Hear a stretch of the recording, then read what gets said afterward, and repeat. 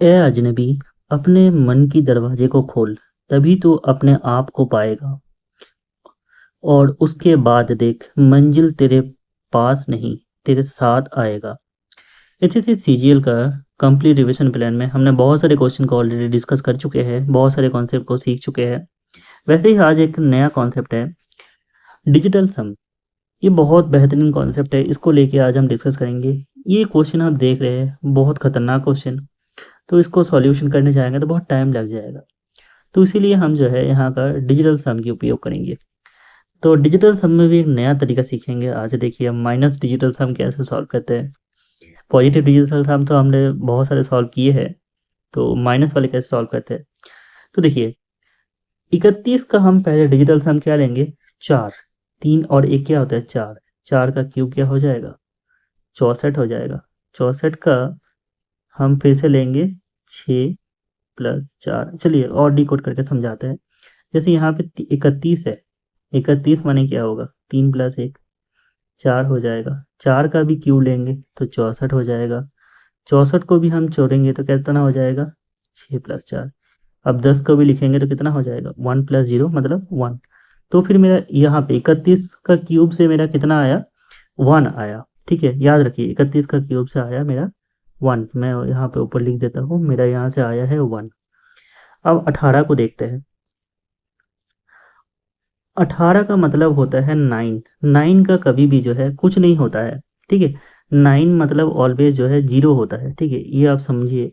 तो 18 का आपको कुछ लिखने की ज़रूरत नहीं है। 18 मतलब 18 का क्यूब मतलब 0 का क्यूब तो ऑलवेज 0 हो जाएगा। अब 9 कैसे आया, 1 + 8 = 9 आया। ठीक है, वहीं से हमने लिए।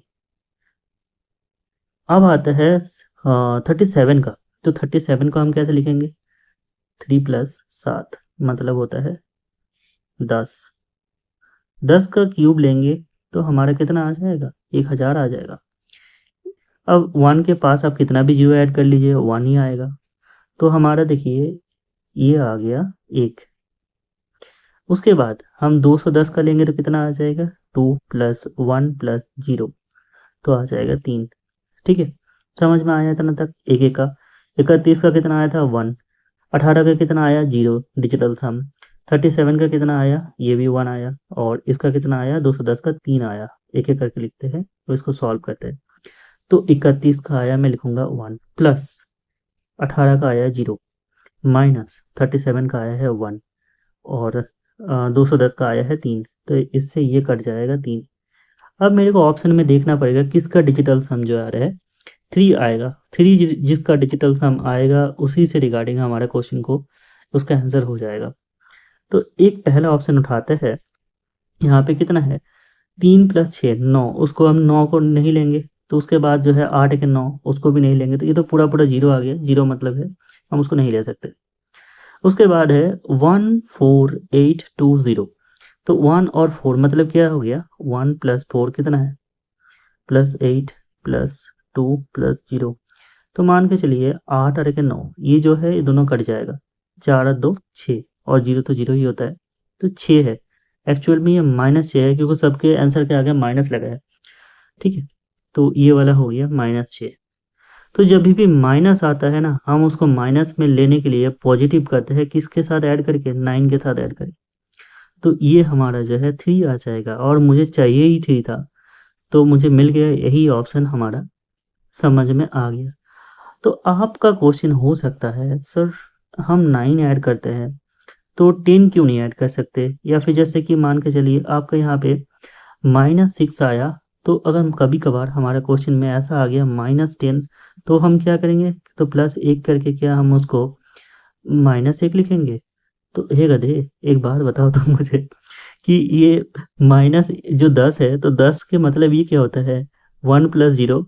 तो ये तो 1 ही होगा ना, तो ये -1 होगा। तो -1 के साथ चलिए, इतना बहुत ज़्यादा खिचड़ी हो जाए, मैं बता -10 के साथ आप जो प्लस करेंगे तो आप ऑलवेज माइनस लिखेंगे, तो आप बोलेंगे कि -1 डिजिटल से हमारे है। नहीं, देखिए 10 का मतलब ही होता है 10 + 1, सॉरी 1 + 0 मतलब 1 होता है। तो हम उसके -10 के मतलब होता है डिजिटल सम -1। तब आप यहाँ पे लिखेंगे -1 + 9 इक्वल टू 8 आएगा। तो क्योंकि आपका कभी भी 10 आ गया तो उसका मतलब ही होता है 1 डिजिटल सम, चाहे वो माइनस हो चाहे वो प्लस हो। समझ में आ गया चीज़ें? ये मैं आपको एक्स्ट्रा बता रहा हूँ, ऑलरेडी हमारा ये वाला आंसर आ चुका था। तो कैसे लगा क्वेश्चन, समझ में आया तो बताइए, और बाकी अगर इसके रिगार्डिंग कोई भी दिक्कत हो मुझे ज़रूर बताइएगा। Thank you all of you.